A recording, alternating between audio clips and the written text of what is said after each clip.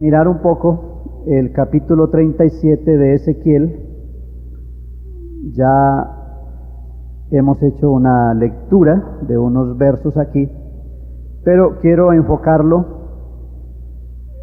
en un panorama general, ya que posiblemente este capítulo sea uno de los más dicientes en cuanto a la restauración de Israel. En el tema de las 70 semanas, en la clase anterior, estuvimos considerando 3 preguntas que le fueron formuladas al Señor cuando Él habló de la destrucción del templo. Dice que no quedaría piedra sobre piedra, que no fuera derribada. Y al Señor le hicieron 3 preguntas. Primera, ¿cuándo serán estas cosas? Segunda, ¿qué señal habrá de tu venida? Y tercero, y del final del siglo. La primera, hablando de cuándo sería la destrucción de Jerusalén y particularmente del templo.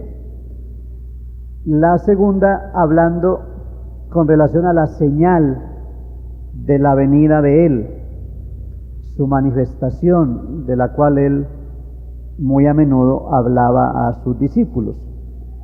Y en el tercer aspecto, cómo identificar o cómo saber el final del siglo. El siglo es tiempo. El siglo es una etapa, no necesariamente se refiere a 100 años.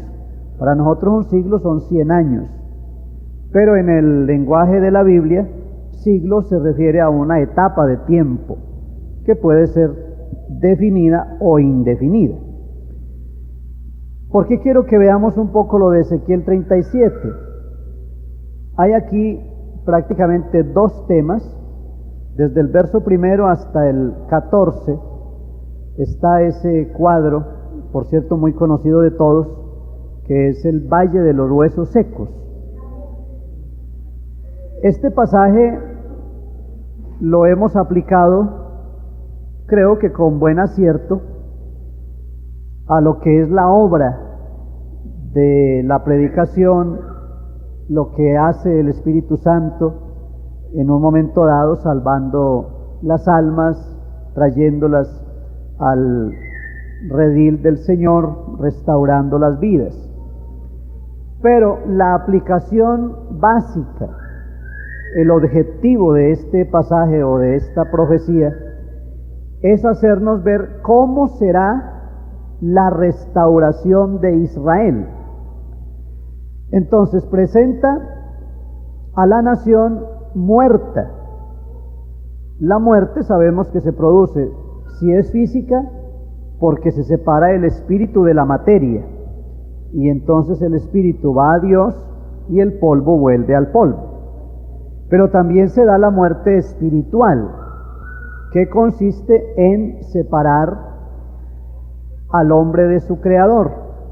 Entonces esto produce, obviamente, una muerte, una separación, una falta de comunión con el creador. Entonces el panorama que se nos da aquí es de muerte. La nación ha muerto. Y la nación en esa muerte ha sido llevada a varias sepulturas. Cada nación a donde Israel fue llevado es una sepultura. Llámese Egipto, llámese Asiria, llámese los griegos, llámese los romanos, cualquiera de los imperios, cualquiera de las naciones donde Israel ha sido llevado en cautiverio, es una tumba. Habrá un momento en que Israel saldrá de sus tumbas. ¿Cuáles tumbas? Las naciones a donde fue llevado. ¿Cómo se producirá? Pues el trabajo se hará por la palabra, la proclamación de la palabra. Profetiza a estos huesos y diles: huesos secos, oíd palabra de Jehová. Pero no solamente se proclamará la palabra. Una vez que cada hueso se fue juntando con su hueso y que previo a ello hubo un ruido, extraño, asombroso. Luego se le profetiza al Espíritu. Espíritu, ven de los cuatro vientos y sopla sobre estos muertos y vivirán. Entonces dice que hubo un viento, vino el Espíritu, tomó los cuerpos y entonces se formó un ejército enorme. Ahora, claramente especifica el verso 11, me dijo luego, hijo de hombre, todos estos huesos son la casa de Israel. He aquí, ellos dicen, nuestros huesos se secaron y pereció nuestra esperanza y somos del todo destruidos. Por tanto, profetiza y diles, así ha dicho Jehová el Señor, he aquí yo abro vuestros sepulcros. Como les decía ahora, las naciones a donde fueron llevados. Abro vuestros sepulcros, pueblo mío, y os haré subir de vuestras sepulturas y os traeré. ¿A dónde los traeré? A la tierra de Israel. Y sabréis que yo soy Jehová cuando abra vuestros sepulcros y os saque de vuestras sepulturas, pueblo mío. Y pondré mi espíritu en vosotros y viviréis. Y os haré reposar sobre vuestra tierra y sabréis que yo Jehová hablé y lo hice, dice Jehová. Gloria a Dios. Ahora, insisto, que la aplicación que a menudo le hemos dado respecto a la iglesia es una aplicación en alguna medida aceptable, por lo que pues la obra de Dios es en ese mismo orden. Cada quien oyó la palabra, éramos huesos secos, nos fuimos juntando cada hueso con su hueso, un hueso en La Unión, otro hueso en Medellín, otro hueso en Amalfi, otro hueso en Segovia, otro hueso en Bogotá, y huesos por todo lado, y se formó el cuerpo que es la iglesia. Pues me disculpa que le diga huesos, pero esa es la verdad. Huesos secos, pero el Señor entonces, por la palabra, por la acción del Espíritu, ha formado un cuerpo con nosotros. Pero el punto clave es Israel, y eso es lo que la Biblia dice. Claramente está especificando aquí que se refiere a Israel, la nación a la cual el Señor va a restaurar. La porción que leyó el hermano Elkin ahora, entonces es la segunda parte, que va desde el verso 15 hasta el verso 28. Resulta que hubo divisiones muy profundas en el pueblo de Israel. A medida que fueron viniendo los reyes, entonces hubo pugna por diferentes territorios, hubo problemas políticos, problemas religiosos, y las divisiones fueron varias, que desde luego ese es otro tema que habrá que tratarlo en algún momento, para mirar la secuencia de todos los reyes y las divisiones y subdivisiones que se dieron en Israel. Como el tema que nos ocupa ahora es la semana 70, la última de las que venimos hablando, entonces justo en esa semana 70 tiene que producirse la restauración de Israel. Y parte de la restauración no solamente es que Israel se convierta, que Israel salga del sepulcro donde ha vivido y venga a recibir la vida del Señor, sino que se forme un solo pueblo, es decir, que no haya divisiones entre ellos.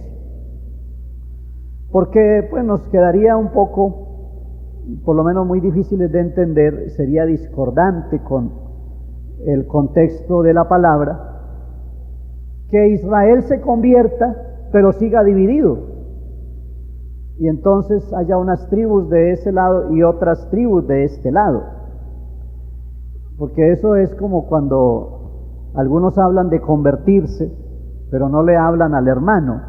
Y entonces leíamos un día en una escuela dominical que el que no ama a su hermano es un homicida.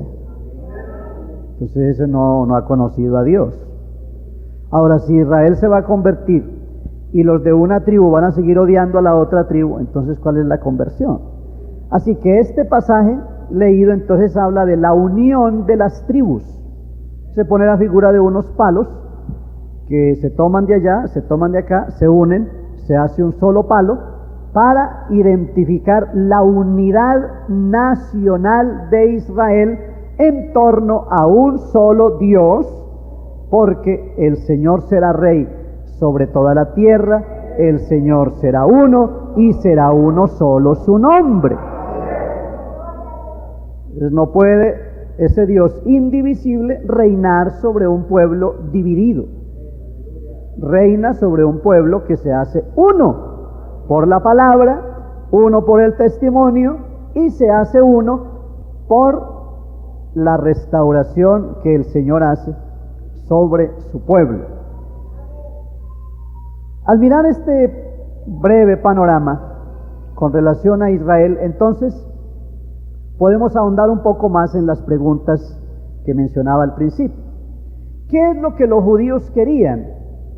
Que esa restauración de Israel se diera en los días de Jesús. Si Jesús ha venido y Él es el libertador y Él es el Mesías, y ahora estamos bajo el yugo del imperio romano y la nación de Israel ha sufrido 1000 problemas, pues entonces para que se demuestre que usted es el Mesías y que usted es el libertador, restaura el reino a Israel. Líbranos del imperio romano, líbranos del César, líbranos de Herodes, de Pilatos, de todos estos que están aquí subyugándonos. Pero a esa pregunta entonces el Señor dio una respuesta ya más directa en el capítulo 1 de los Hechos, que ya en alguna medida ha sido objeto de nuestra atención, pero que ahora la podemos ver un poco más clara. Hechos 1, verso 6. Entonces los que se habían reunido le preguntaron diciendo: Señor, ¿restaurarás el reino a Israel en este tiempo? Si lo enfocamos desde Ezequiel 37, entonces sería: Señor, lo del valle de los huesos secos va a ser ahora. Ahora van a salir de los sepulcros del cautiverio todos los judíos. Lo de los 2 palos aquellos allá de la profecía, ¿eso es ahora? El Señor, que tiene su tiempo para todo, porque, a ver, el Señor, pues Él es Dios, Él no gasta como afán. No, todo en Él tiene su tiempo. Claro, ni será antes ni será después. El domingo estábamos hablando de las visitas de Dios, y a mí me quedó algo en la mente, y es que las visitas de Dios son oportunas. Y cuando Él nos visitó en el día preciso, en el momento preciso, y qué bueno que Él siempre viene tan oportunamente, ¿no? Gloria a Dios. Aquí entonces el Señor, creo que en cierta manera, aunque no es elegante el término, pero Él está eludiendo la respuesta, claro, de una manera muy sabia, muy técnica, pero Él prácticamente les está diciendo: ¿y a ustedes qué les importa? Si yo restauro a Israel ahora o no lo restauro. Si es ahora el momento de cumplirse esas profecías con respecto al pueblo. No os toca a vosotros saber los tiempos o sazones que el Padre puso en su sola potestad. Pero recibiréis poder cuando haya venido sobre vosotros el Espíritu Santo, y me seréis testigos en Jerusalén, en toda Judea, en Samaria y hasta lo último de la tierra. Gloria a Dios. Dicho en otras palabras, no se preocupen ahora por la restauración política, por la restauración territorial de Israel. Ustedes ahora tienen que preocuparse por llenarse de poder de lo alto, porque hay que predicar el evangelio en Jerusalén, en Judea, en Samaria y hasta lo último de la tierra. Ahora, si ese evangelio comenzó a predicarse en Jerusalén, Jerusalén está en Asia, luego en Judea, todavía en Asia, luego en Samaria, todavía en Asia, pero luego dice hasta lo último de la tierra. Entonces de Asia pasó el evangelio a África, de África pasó a Europa, ese evangelio llegó a América, ese evangelio ha llegado a Oceanía, que son los 5 continentes que conocemos. Ahora, una vez predicado hasta lo último de la tierra, entonces se estará cumpliendo lo que la Biblia llama la plenitud de los gentiles. Y cumplida la plenitud de los gentiles, entonces Pablo dice, todo Israel, todavía no se sabe en el versículo, lo hemos repetido mucho estos días. Luego todo Israel será salvo. Amén. Mire que prácticamente así, en un enfoque muy general, aparece marcado el paréntesis desde los días de Cristo hasta nuestros días, entre la semana 69 y la semana 70 de la profecía de Daniel. Ahora, este paréntesis, ¿por qué se abrió? Es una pregunta que deberíamos hacernos muchas veces. Pues la única razón de que este paréntesis entre las semanas 69 y 70 se haya dado es la salvación de los gentiles. Mejor dicho, la salvación suya y mía. Gloria a Dios. ¿Se imagina que el Señor hubiera restaurado a Israel en los días de los apóstoles? Entonces habría salvado a Israel unos cuantos gentiles en ese tiempo, la Sedifonicia, por ejemplo. Algunos hubieran entrado, pero ya se hubiera cumplido toda la rueda de la profecía, y hoy, pues si la tierra hubiera seguido en este desarrollo, pues ¿qué sería de nosotros? Pero el Señor quiso abrir la puerta también a los gentiles. Y por eso cuando Pablo hace el cuadro comparativo entre la salvación de los gentiles y la salvación de los judíos, en Romanos 9, 10 y 11, porque él dedica 3 capítulos a hablar del tema, entonces él se queda como pasmado, y Pablo era un hombre muy sabio. ¿Ustedes qué opinan de Pablo? ¿A cuánto les gustaría tener varios diáconos en la iglesia como diáconos? Pastores como Pablo, habría que ponerlo de pastor inmediatamente, claro. Hermanos, y Pablo dijo, cuando él mira eso, dice, ¡oh, profundidad de la sabiduría y de la ciencia de Dios! O sea, él se paró como frente a un océano, compara a Israel, compara a la iglesia, mira el final de los tiempos y dice, no, esto solamente le pertenece al soberano y sabio Dios. Esto no es fácil para entenderlo nosotros, humanamente hablando. Muy bien, de pronto, conectando un poco con la enseñanza anterior, entonces veíamos lo que el Señor recomienda, que nadie os engañe. ¿Por qué? Porque habrá especulación en vista de toda esta gama de situaciones que se pueden dar, pues habrá quien quiere especular. Mirad que nadie os engañe. Habla de los anticristos, que leíamos en Juan, la carta de Juan, que salieron de nosotros, pero no eran de nosotros. Sencillamente estaban ahí simulados o camuflados. Observábamos que entonces se disfrazan, se ponen un antifaz para, en alguna medida, tratar de engañar a los ingenuos, a los incautos, pero también observamos que entonces no es posible engañar a los escogidos.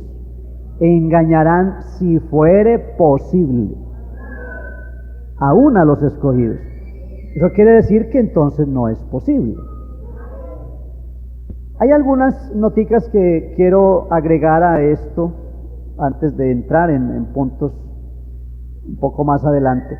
Y es la seguridad que nosotros debemos tener en el Señor. Veíamos que la unción del Espíritu es como la manera de inmunizar al creyente para que no sea engañado, para que no sea presa fácil de ese falso predicador o de esa falsa doctrina.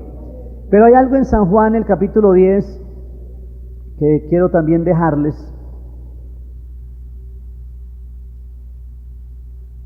San Juan 10, pues ustedes saben, enfoca directamente al pastor y a las ovejas. Prácticamente en torno a esto va girando todo el tema. Pero específicamente dice el verso 25: os lo he dicho y no creéis. Las obras que yo hago en nombre de mi Padre, ellas dan testimonio de mí. Pero vosotros no creéis, porque no sois de mis ovejas, como os he dicho. Mis ovejas, ¿qué pasa con las ovejas del Señor? Mis ovejas oyen mi voz, y yo las conozco, y me siguen, y yo les doy vida eterna, y no perecerán jamás. Lean el resto. A ver, más fuerte esa última parte. ¿Cómo? Nadie las arrebatará de mi mano. A mí me gusta jugar, casi que con todos lo he hecho, con mis hijos, y es esconderles algo aquí en la mano y ponerlos a que ellos traten de arrebatar eso de mi mano, una moneda, un llavero, un objeto pequeño. Y entonces, pues aunque es un juego, pero a veces me parece que es como muy cruel, juego como muy cruel, porque logran levantarme un dedito, 2, de pronto 3, pero cuando creen que ya van a poder lograr el premio, llamándolo de algún modo, entonces yo abro los 2 que faltan, pero cierro los 3 que habían abierto, que se perdió el trabajo. ¿Por qué? Porque pues hay una diferencia mayúscula en fuerza, ¿cierto? Y de pronto como que también en malicia, ¿cierto será? Como en estrategia.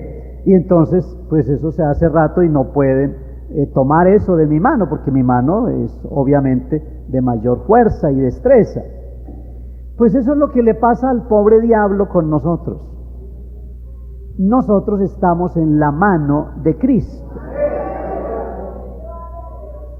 Y entonces Satanás se la pasa todo el tiempo bregando a sacarnos de la mano de Cristo. Y yo les aseguro, en el caso mío, mis hijos han logrado levantarme hasta 2 dedos. Pero les aseguro que el diablo no ha podido ni levantarle el dedo chiquito a Jesucristo. ¿Ustedes qué opinan? No, nada, él no ha podido nada. ¿Sabe qué dijo el Señor una vez? Dijo que el príncipe de este mundo nada tiene en mí. Por eso yo insisto en que al diablo, si bien es cierto, hay que respetarlo porque él es un señor y él es un Dios, así lo llama la Biblia, y es un príncipe, pero aún respetándolo no hay que tenerle miedo. ¿Por qué? Porque estamos en la mano de Jesucristo.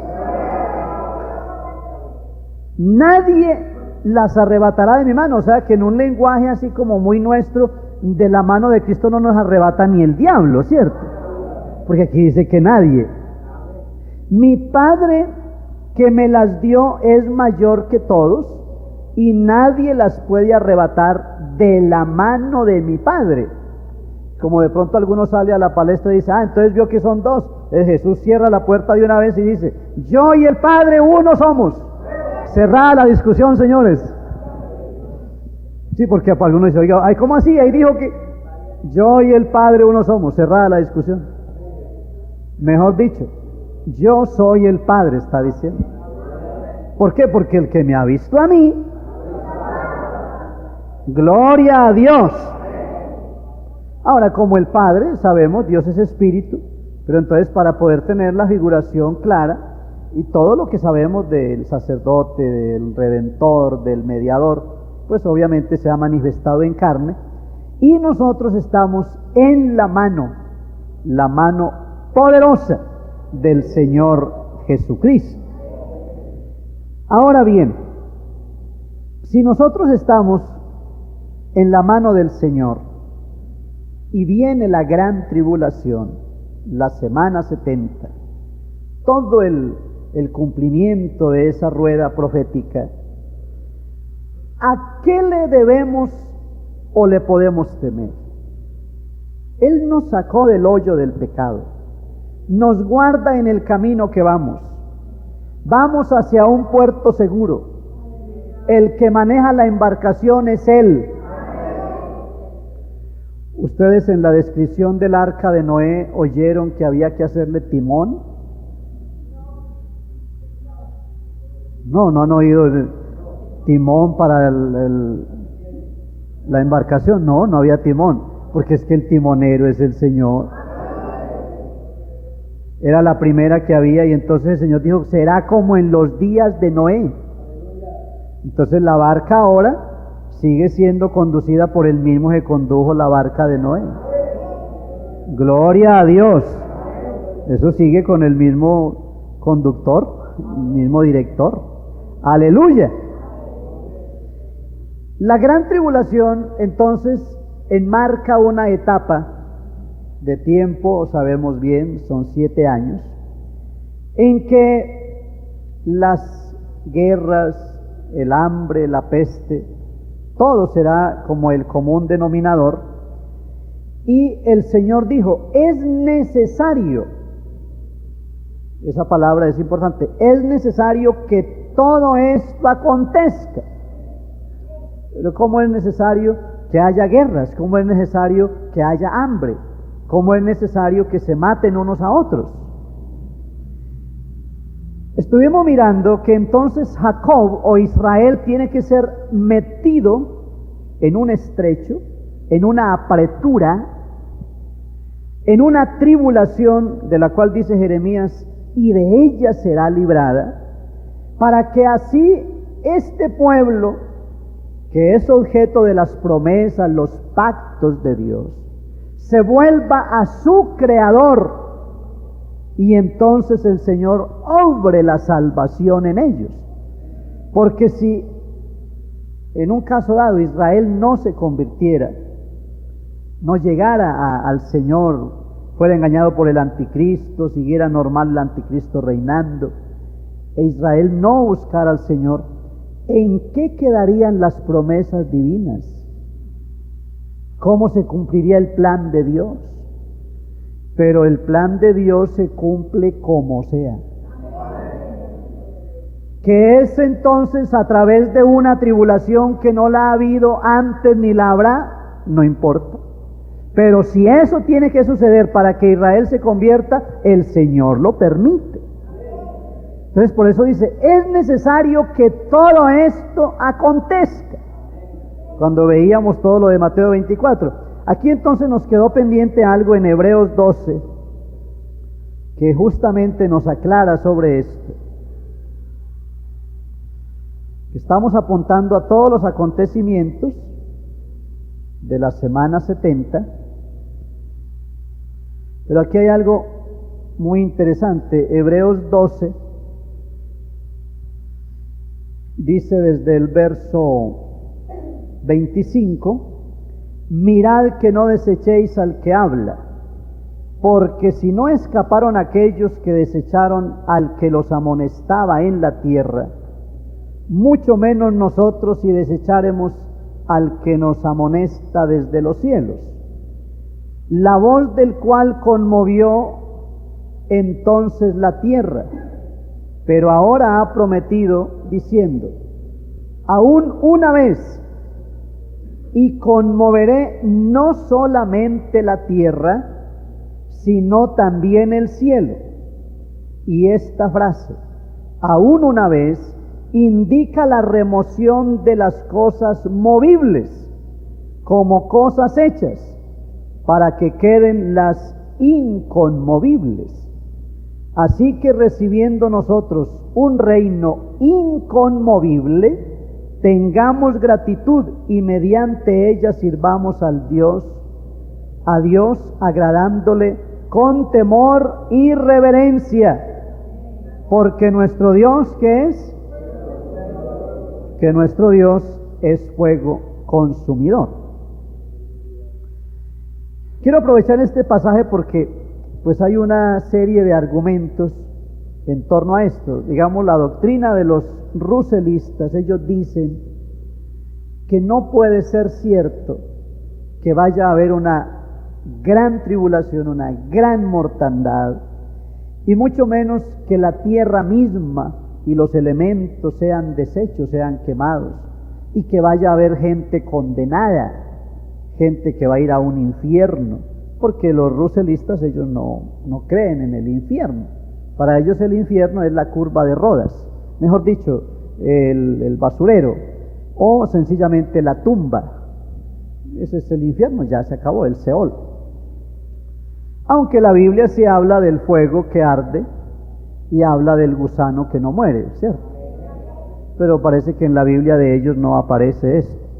Entonces ellos afirman que no habrá tal situación porque un Padre tan amoroso, tan bueno como es Dios, no puede echar a quemar a sus hijos.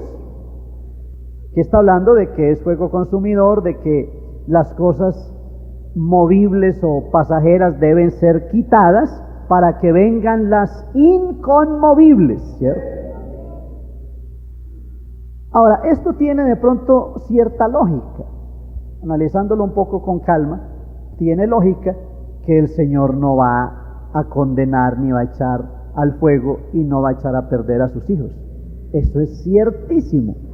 ¿Por qué? Porque es que a los hijos de Él se los va a llevar y vamos a estar con Él. Eso es verdad. Porque ellos piensan que todos son hijos de Dios. Todos los seres humanos son hijos de Dios. Que lo que pasa es que hay unos que son buenos y otros son malos. Pero que todo el mundo es hijo de Dios. Y la Biblia no enseña eso. La Biblia enseña de que todos somos criaturas de Dios. Pero hijo de Dios es aquel que ha sido engendrado por Él. Engendrado por la palabra. Y por eso Jesús le dijo a Nicodemo: de cierto os digo, que el que no naciere de nuevo, ¿qué pasa con él? No puede ver el reino de Dios. Y luego dice: y el que no naciere de agua y del Espíritu, no puede entrar. Entonces, para ver el reino hay que nacer de nuevo, y para entrar hay que nacer de nuevo. Gloria a Dios. Entonces, esto para hacer claridad en este punto, que de pronto pudiera ser motivo de confusión para algunas personas. Ahora bien, lo que está sucediendo, todo este mar de situaciones, esta gama de señales, de situaciones muy terribles, por cierto, entonces son principio de dolores. El parto, decíamos, el parto se da paulatinamente, pero hay unos dolores que van anunciando el parto. El parto que viene es el parto de una nación entera, o sea, va a nacer una nación, pero al mismo tiempo se va a producir el derramamiento de la ira de Dios, que no se derrama de un solo golpe, sino paulatinamente. El Señor va cumpliendo las profecías, va cumpliendo las cosas que conciernen a Israel, que conciernen a la iglesia. Habrá un momento en que una organización que es bien conocida hoy, la ONU, Organización de las Naciones Unidas, es decir, todas las naciones se unirán en contra de Israel y la atacarán. Ahora hay naciones a favor, pero vendrá un momento en que muchas naciones estarán en contra. Es decir, todas las naciones harán un bloque unido para tratar de aniquilar a Israel. Esto pues obviamente es preocupante, una nación tan amada, tan querida, y yo pienso que nosotros ya tenemos conciencia y tanto que hemos hablado de Israel, como que le tenemos amor a Israel, ¿verdad? Yo fui a una iglesia y me pareció muy curioso porque, no sé, de pronto esos temas no los habían tratado allí, y ahí saliendo del culto hablé con algunos hermanos y de pronto uno dijo, ese que vaya, ese es un judío. Y le dije, ¿judío por qué? ¿Es de Israel? Dijo, no, es un traidor, eso es un mentiroso. Y le dije, no, pues bueno, una comparación, pero no es bueno que tratemos así porque los judíos son nuestros hermanos. ¿Hermanos? Los judíos, ¿no es que mataron al Señor, hermano? No, los judíos, esa gente es mala, perversa. Dije, Dios mío, este hermano odiando a los judíos son el pueblo de Dios. Claro, son el pueblo de Dios, solo que pues hay que esperar un ratico que ellos lleguen al lugar, pero ellos son un pueblo amado, aleluya, y digno de todo respeto, todo aprecio. Ahora, hay un detalle acá, porque tenemos que empezar a separar, o sea, ¿qué es Israel? ¿Qué es la iglesia? Y justamente Apocalipsis 3 nos va dando aquí una comprensión, una luz importante. O sea, estamos en el principio de dolores. Las naciones se están uniendo para finalmente establecer una lucha. Pero entonces dice el verso 10 de Apocalipsis 3, por cuanto has guardado la palabra de mi paciencia, ¿qué es lo que sucede? Léalo. Yo también te guardaré de la hora de prueba que ha de venir sobre la iglesia, sobre el mundo entero, para probar a los que moran sobre la tierra. Y agrega, he aquí yo vengo pronto, retén lo que tienes para que ninguno tome tu corona. Entonces hay una hora de prueba. Cuando hablamos de una hora no nos referimos a 60 minutos, nos referimos a un tiempo. Viene esa prueba para el mundo. Esa prueba se llama la gran tribulación, o se llama la apretura de Jacob, o se llama la estrechura para Israel, el tiempo en que ellos van a ser restaurados. Pero a la iglesia, aquí el Señor le está diciendo, hay unas razones ahí que es bueno verlas un poco más amplias, desde el verso 8, por ejemplo. Yo conozco tus obras, he aquí he puesto delante de ti una puerta abierta, la cual nadie puede cerrar, porque aunque tienes pocas fuerzas, ¿qué has hecho? Has guardado mi palabra y no has negado mi nombre. Esa es una clave muy importante. Guardar la palabra, es decir, aún en la debilidad, en los momentos más difíciles, pero aún en ese momento, guardar la palabra y no negar el nombre de Jesucristo, porque ese nombre es grandioso, amén. Ahora, cuando Jesús habló de ser aborrecidos, creo que sabemos perfectamente, Él dijo, y seréis aborrecidos de todas las gentes, pero ¿cuál es la causa?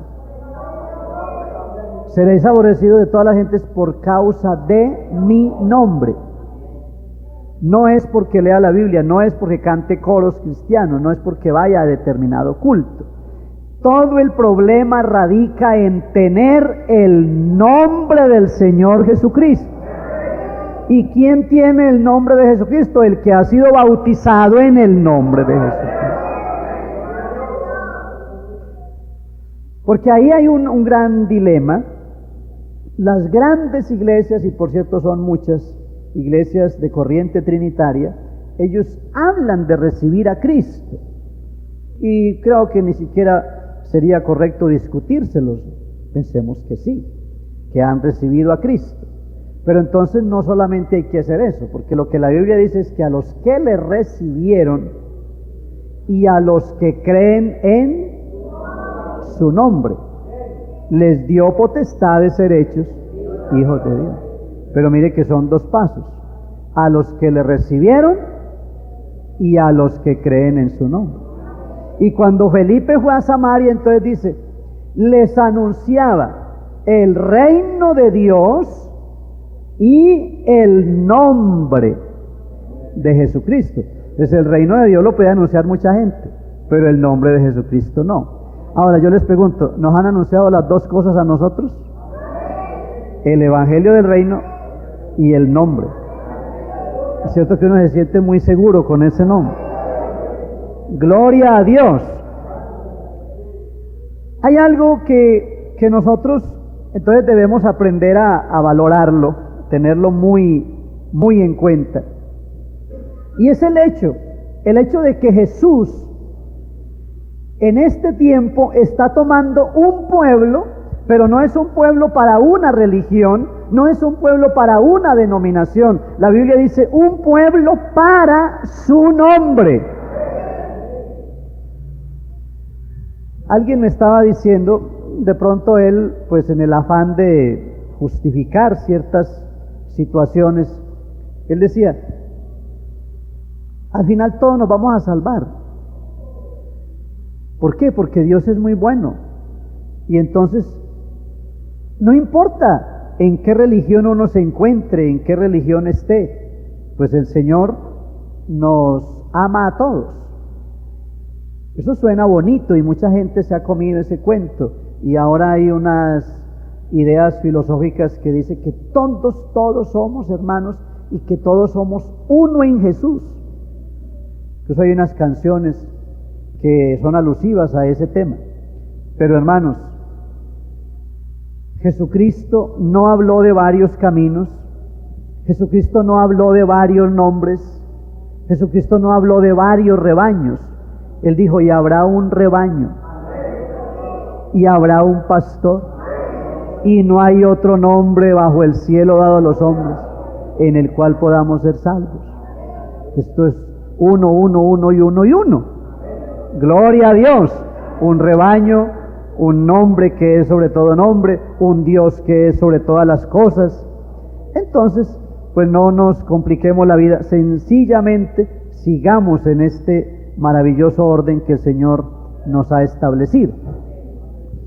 Teniendo todo este panorama sumamente claro, hay 6 cosas que tienen que suceder. Y veamos algo bien interesante. 6 elementos claves de la 40 semanas están determinadas sobre tu pueblo y sobre tu santa ciudad. Primero, o número 1, para terminar la prevaricación. 2, poner fin al pecado. 3, expiar entes claramente enumerados en la palabra, y que nosotros debemos no solamente conocerlos en detalle, sino saber en qué momento cada uno de ellos va teniendo su cumplimiento. Claro, la costumbre de muchos de nosotros es decir que leemos 20 capítulos de la Biblia al día, o que yo me he leído la Biblia 4 veces. Y claro, suena muy bonito, pero ¿qué entendemos? Usted puede leerla 10 veces, puede leerla 20 veces. El asunto no es leerla, el asunto es entender lo que dice la palabra de Dios. Por eso a mí me gusta mucho oír predicar, me gusta oír enseñar, porque seguro que yo aprendo cosas valiosísimas. Gloria a Dios. Entonces, tenemos nosotros que adentrarnos en estos puntos para poder tener, en cierta manera, un cuadro más claro respecto a todo lo que el Señor en definitiva quiere hacer. Vamos a ver algunas profecías entonces que enmarcan directamente la semana número 70 y los hechos que la identifican. Amós, el capítulo 9, veamos aquí algunos detalles, y desde luego que esto nos va a llevar a desempolvar un poco los libros proféticos, que a veces se nos hacen aburridos, pero va a tocar ubicarlos. Amós 9, verso 11 en adelante. En aquel día yo levantaré el tabernáculo caído de David, y cerraré sus portillos, y levantaré sus ruinas, y lo edificaré como en el tiempo pasado, para que aquellos sobre los cuales es invocado, ¿qué? Mi nombre, posean el resto de Edom y todas las naciones, dice Jehová, que hace esto. He aquí vienen días, dice Jehová, en que el que ara alcanzará al segador, y el pisador de las uvas al que lleva la simiente, y los montes destilarán mosto, y todos los collados se derretirán. Y traeré del cautiverio a mi pueblo Israel, y edificarán ellos las ciudades asoladas, y las habitarán, plantarán viñas y beberán el vino de ellas, y harán huertos y comerán el fruto de ellos, pues los plantaré sobre su tierra, y nunca más serán arrancados de su tierra que yo les di, ha dicho Jehová, Dios tuyo. Gloria a Dios. Ahora, esa profecía está hablando de una estabilidad para el pueblo de Israel. Cuando ellos de una vez para siempre van a disfrutar de todas las bendiciones. Entonces está perfilando la restauración del reino a Israel y está marcando la etapa o la era milenial, cuando ellos tendrán toda la libertad de poseer su tierra, de cultivarla, disfrutar de sus casas, disfrutar de todas las bendiciones que el Señor tiene. Vamos a ver en Sofonías otra declaración interesante. Ojalá que todas las Biblias tengan Sofonías, algunas salen incompletas. El capítulo 3, ¿se dan cuenta que no es fácil? Tenemos que manejar estos libros, hermanos. A ver, aquí estamos tratando de identificar qué es para Israel, qué es para las naciones gentiles y qué es para la iglesia en lo que respecta a la rueda profética. Entonces aquí Sofonías 3, desde el verso 8 está hablando respecto a esta futura restauración. Por tanto, esperadme, dice Jehová, hasta el día en que me levante para juzgaros, porque mi determinación es reunir las naciones, juntar los reinos, para derramar sobre ellos mi enojo, todo el ardor de mi ira, por el fuego de mi celo será consumida toda la tierra. Está hablando de un día espantoso, un día terrible que viene sobre el mundo. Pero mire cómo hace una diferencia. En aquel tiempo devolveré yo a los pueblos pureza de labios, para que todos invoquen el nombre de Jehová, para que le sirvan de común consentimiento. De la región más allá de los ríos de Etiopía me suplicarán. La hija de mis esparcidos traerá mi ofrenda. En aquel día no serás avergonzada por ninguna de tus obras con que te rebelaste contra mí, porque entonces quitaré de en medio de ti a los que se alegran en tu soberbia, y nunca más te ensoberbecerás en mi santo monte. Oiga este verso 12, esto es, para mí es precioso, es maravilloso. Dice: y dejaré en medio de ti un pueblo humilde y pobre, el cual confiará en el nombre de Jehová. ¿Qué tal es? A ver, recordando un poco la historia, creo que nos acordamos de la reina Esther. ¿Qué es lo que pasó en los tiempos de la reina Esther? Que hubo una ley en la cual se ordenaba exterminar a los judíos. Y entonces la acusación o el argumento que presentaba el perverso Amán, hay un pueblo esparcido entre los pueblos, el cual no se somete a tus leyes o tus ordenanzas, oh rey, y al rey no le conviene que ellos vivan. Ese fue el argumento. Entonces, claro, se firmaron los edictos, se envió la orden, y por ahí entonces Mardoqueo se enteró del asunto, se enteró la reina Esther, vino el ayuno y lo que ya sabemos, y entonces el proclamador de ese edicto, Amán, fue colgado en un lugar alto que no estaba preparado exactamente para él. Él lo había preparado para Mardoqueo, pero se cambiaron los papeles a última hora, ¿no? Pero ¿cuál era el problema? Que había un pueblo esparcido entre los pueblos. Cuando yo leo este versículo y pienso en el panorama que se avecina, en el cumplimiento de las profecías, entonces ese pueblo humilde, ese pueblo pobre, aparentemente, está esparcido en medio de todos los pueblos del mundo.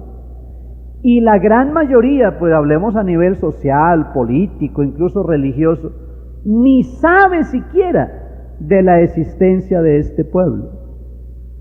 Es algo que pasa desapercibido, pero hay uno que sí lo conoce muy bien. Es el creador del universo. Es nuestro Rey de Reyes, Señor de Señores.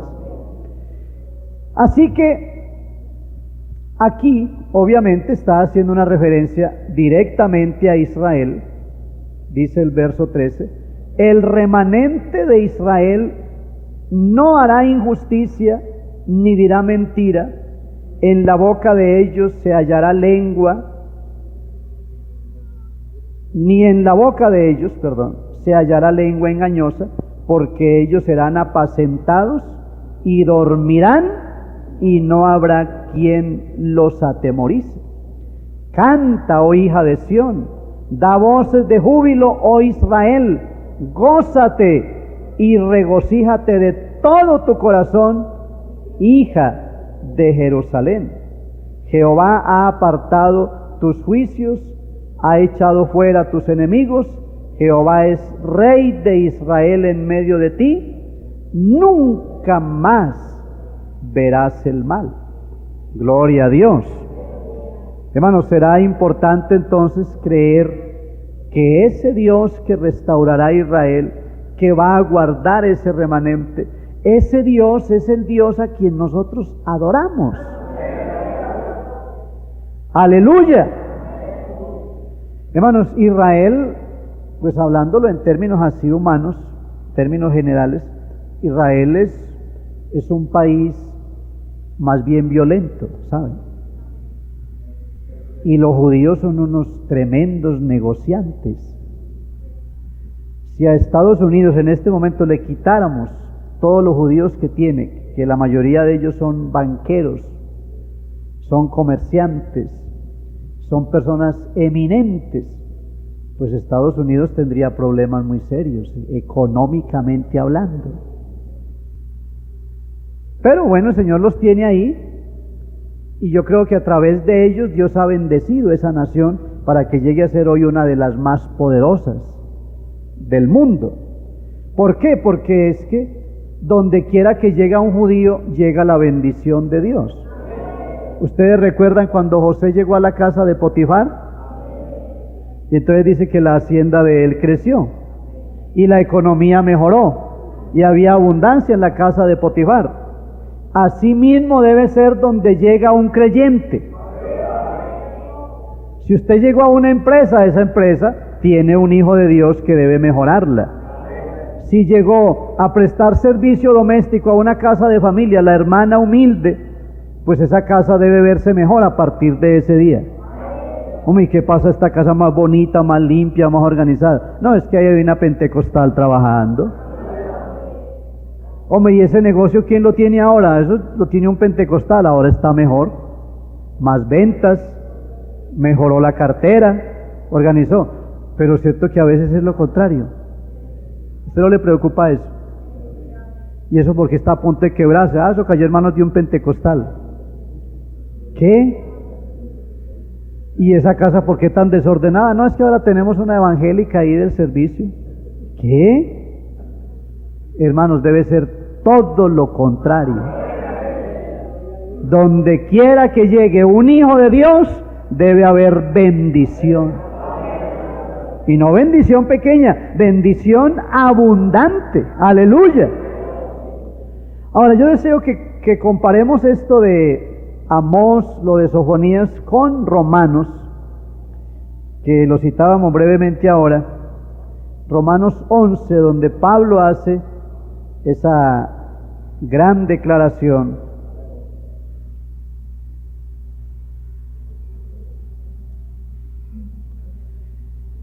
Dice entonces a partir del verso 25, porque no quiero, hermanos, que ignoréis este misterio, para que no seáis arrogantes en cuanto a vosotros mismos, que ha acontecido a Israel endurecimiento en parte, hasta que haya entrado la plenitud de los gentiles, y luego todo Israel será salvo.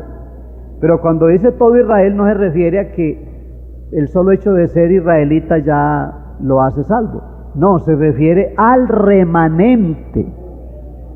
Remanente, el resto, el retoño, los que realmente crean a la palabra de Dios.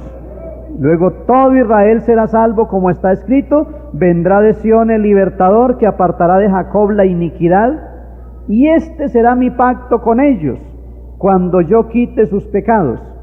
Así que en cuanto al evangelio, son enemigos por causa de vosotros, es decir, los gentiles.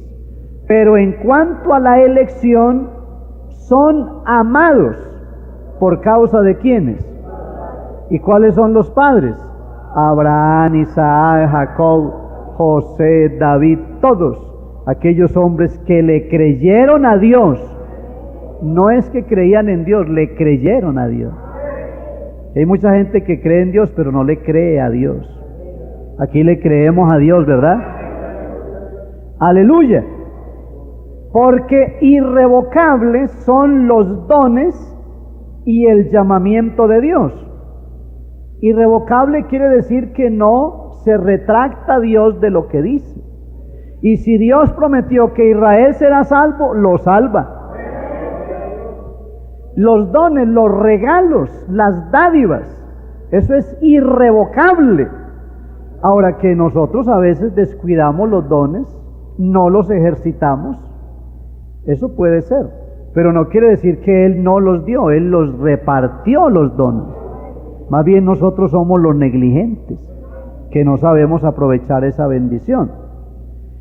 Pues como vosotros también en otro tiempo erais desobedientes a Dios, pero ahora habéis alcanzado misericordia por la desobediencia de ellos, así también estos ahora han sido desobedientes, para que por la misericordia concedida a vosotros, ellos también alcancen misericordia.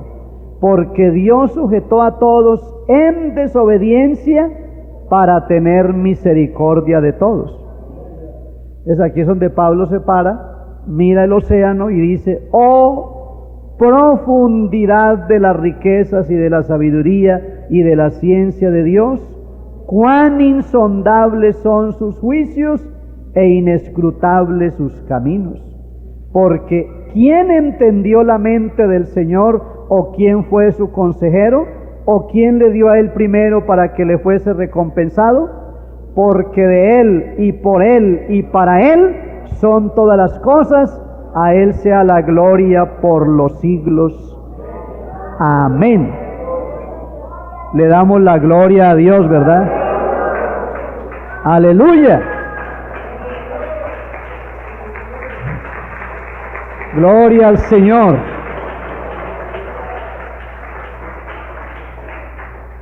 Entonces, para citar solamente esos pasajes, Ezequiel 37 que leímos al principio, Amós 9, Sofonías 3 y Romanos 11, muestran el panorama de Israel, cómo ellos serán salvos en la semana número 70. Pero paralelo a eso, ¿qué acontecerá con las naciones gentiles? Pues el panorama ya no es tan halagador. Veamos este pasaje de Apocalipsis 6, así un poco resumido para aplicarlo ya directamente a las naciones. 6:15, y los reyes de la tierra, y los grandes, los ricos, los capitanes, los poderosos, y todo siervo y todo libre, se esconderán en las cuevas y entre las peñas de los montes. Y decían a los montes y a las peñas: caed sobre nosotros y escondednos. ¿De quién quieren esconderse? Del rostro de aquel que está sentado sobre el trono y de la ira del Cordero, porque el gran día de su ira ha llegado, y quién podrá sostenerse en pie. Entonces, para las naciones gentiles viene la ira de Dios, pero para Israel viene la salvación. ¿Y cómo puede haber condenación y salvación al mismo tiempo? O sea, mientras unos están salvando, otros están perdiendo, porque es que esos gentiles tuvieron 2000 años de tiempo. Esos gentiles tuvieron cultos en las esquinas, en los parques, en las avenidas, en la radio. Tuvieron la Biblia que la vendían públicamente y no atendieron a la voz de Dios. Ahora entonces le dirán a los montes: caed sobre nosotros. ¿Por qué? Porque ellos saben que ya no hay alternativa, que lo que les predicaron era exactamente la verdad. Nosotros no podemos ilusionar a la gente que ellos podrán salvarse en la gran tribulación. No ilusione a la gente, usted predíquele la palabra tal y cual. ¿Que hemos dicho que Dios es soberano y puede salvar gentiles en la gran tribulación? Sí, lo hemos dicho. Y Él puede salvar porque Él es soberano. Pero insistimos en que quienes ya lo han oído el Evangelio por años y años y años, pues ya es algo que lo dejamos a Dios, pero difícilmente. ¿Por qué? Porque endurecieron su corazón a la voz del Señor, no quisieron oír su palabra. Esto en cuanto a los gentiles, pero quiero que veamos un cuadro así, ya resumiendo porque el tiempo va corriendo. ¿Qué va a pasar con la iglesia? O sea, ¿qué dice con respecto a la iglesia en ese mismo lapso de tiempo? San Juan 14, que lo conocemos prácticamente de memoria. Dice así: no se turbe vuestro corazón, creéis en Dios, creed también en mí. En la casa de mi Padre muchas moradas hay. Si así no fuera, yo os lo hubiera dicho. Voy pues a preparar lugar para vosotros. Y si me fuere y os preparare lugar, vendré otra vez y os tomaré a mí mismo, para que donde yo estoy, vosotros también estéis. La pregunta aquí sería: en la gran tribulación, ¿Jesús va a estar en la tierra? ¿O va a estar en el cielo? ¿O va a estar en las nubes? ¿Dónde va a estar Jesús? En las nubes. ¿Por qué? Porque si Él desciende hasta allí a las nubes, y la iglesia va a encontrarlo a Él a las nubes. Ahora, Jesús está prometiendo aquí: para que donde yo estoy, vosotros también estéis. Entonces, la iglesia pasaría por la gran tribulación en el caso de que Jesús estuviera en la tierra, porque Él dijo que la iglesia va a estar donde Él esté. Entonces, si Jesús se queda en la tierra, la iglesia estará con Él ahí. Pero eso entonces sería lo más raro que pudiéramos ver en la Biblia, porque quiere decir que entonces Jesús estaría en la tierra sometido al reino del anticristo. Y eso no va a pasar nunca, porque Jesucristo es el Rey de Reyes y el Señor de los Señores. Y si Él va a permitir la gran tribulación, es solamente para que Israel sea salvo. Pero Él puede parar la gran tribulación en cualquier momento. Ya, no más, se acabó. Pero Él va a dar una semana completica, una semana de años, para que pase todo lo que tiene que suceder, con el único propósito de salvar a Israel. ¡Gloria a Dios! Pero si esto fuera poco, hay una información muy linda aquí en la primera carta a los Tesalonicenses. Primera de Tesalonicenses, inicialmente en el capítulo 1, yo estaba analizando esto y me pareció tan bello. Verso 8 en adelante. Primera de Tesalonicenses 1:8. Porque partiendo de vosotros ha sido divulgada la palabra del Señor, no solo en Macedonia y Acaya, sino que también en todo lugar vuestra fe en Dios se ha extendido, de modo que nosotros no tenemos necesidad de hablar nada, porque ellos mismos cuentan de nosotros la manera en que nos recibisteis y cómo os convertisteis de los ídolos a Dios para servir al Dios vivo y verdadero, y esperar de los cielos a su Hijo, el cual resucitó de los muertos, a Jesús. ¿Y qué hace Jesús? Léalo. A Jesús, mire, está hablando que Jesús viene, y viene precisamente para librarnos de la ira venidera, la ira que se va a derramar en la gran tribulación. ¡Gloria a Dios! Porque yo les he dicho, la salvación es en 3 tiempos. Cuando yo creí en Cristo, me salvó de los pecados. Cuando yo permanezco en Él, me salva. Actualmente yo soy salvo porque Él está a mi alrededor, pero yo persevero y seré salvo. Salvo de la ira venidera. Ahora, volviendo, es decir, como referencia, ¿recuerdan entonces que Jesús dijo: no os toca a vosotros saber los tiempos, las sazones que el Padre puso en su sola potestad?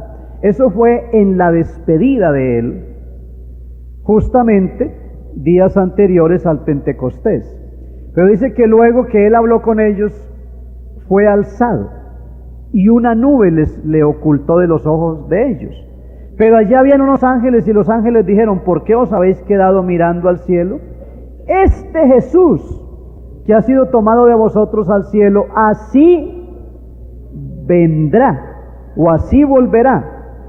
Aquí dice, y esperar de los cielos a su Hijo.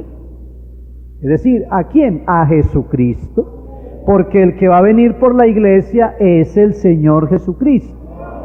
¿Delante de quién va a ser presentada la iglesia? Se la va a presentar delante de sí mismo, para presentársela a sí mismo, una iglesia gloriosa que no tuviese mancha ni arruga ni cosa semejante. Ahora pasemos al capítulo 5 de la misma carta a los tesalonicenses. Vean ustedes qué cosa más especial acá.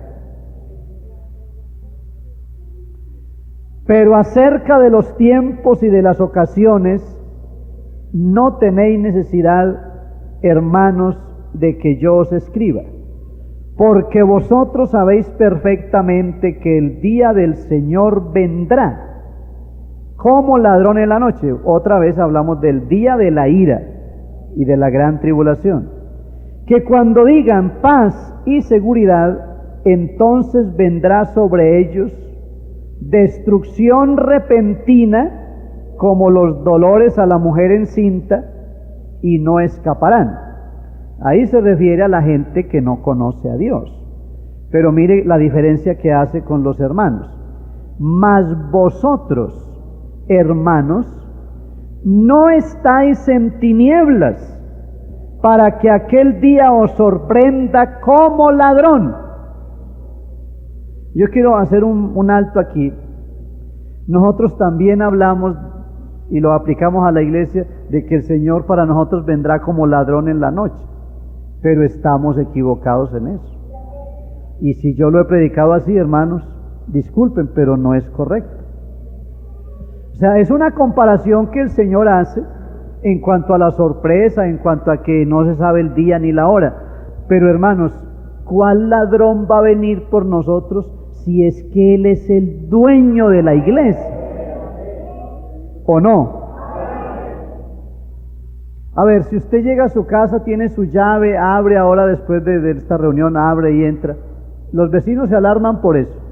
Usted no es el dueño, pues. Entre a la hora que quiera, porque esa es su casa. A la hora que quiera Jesucristo venir y tomar esa iglesia, esta iglesia lo puede hacer, porque es que Él es el dueño.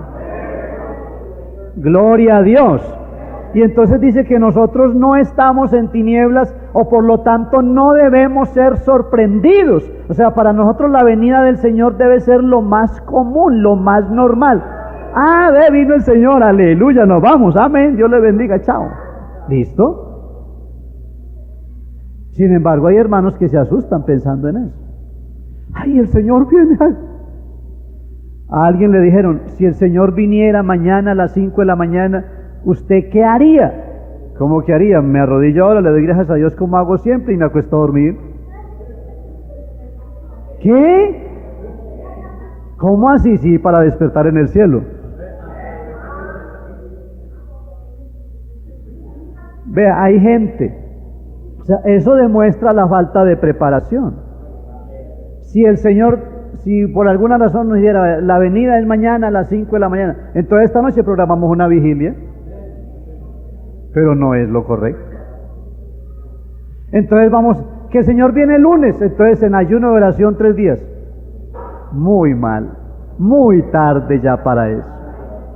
Que esa vigilia muy tarde. Que, entonces me voy a reconciliar con mi hermano, muy tarde. Hermanos, hay que estar preparados. Pero siga leyendo por si piensan que exagero. Porque todos vosotros sois hijos de luz e hijos del día. No somos de la noche ni de las tinieblas. Por tanto, no durmamos como los demás, sino velemos y seamos sobrios. Pues los que duermen, de noche duermen, y los que se embriagan, de noche se embriagan. Pero nosotros, que somos del día, seamos sobrios, habiéndonos vestido con la coraza de fe y de amor, y con la esperanza de salvación como yelmo, porque no nos ha puesto Dios, ¿para qué? ¿Sino para qué? A ver, sino para alcanzar salvación por medio de nuestro Señor Jesucristo, quien murió por nosotros para que ya sea que velemos o que durmamos, vivamos juntamente con Él. Por lo cual, animaos unos a otros y edificaos unos a otros, así como lo hacéis. Gloria a Dios. O sea que el Señor no va a venir a ver quién se va a preparar, a ver quién va a arreglar sus asuntos. El Señor viene sencillamente por un pueblo que ya está preparado. Culminemos con Hebreos 9 y verá que allí está más claro todavía. Dice acá, 9, 27 y 28. Y de la manera que está establecido para los hombres que mueran una sola vez y después de esto el juicio. Así también Cristo fue ofrecido una sola vez para llevar los pecados de muchos, no de todos, porque no todos le creen, de muchos. Y aparecerá por segunda vez sin relación con el pecado. ¿Para qué aparecerá? Para salvar a los que le esperan. ¿Alguien le espera al Señor? Gloria a Dios. Hermanos, y si estamos viendo las señales, y si estamos viendo la reunión de Israel, y si la higuera está floreciendo, ¿cuál sería la razón para nosotros no estar preparados? Hermanos, sencillamente hay que estar listos, como si el viaje fuera esta misma noche. Estén en pie, por favor, vamos a dar gracias a Dios, dejemos hasta aquí.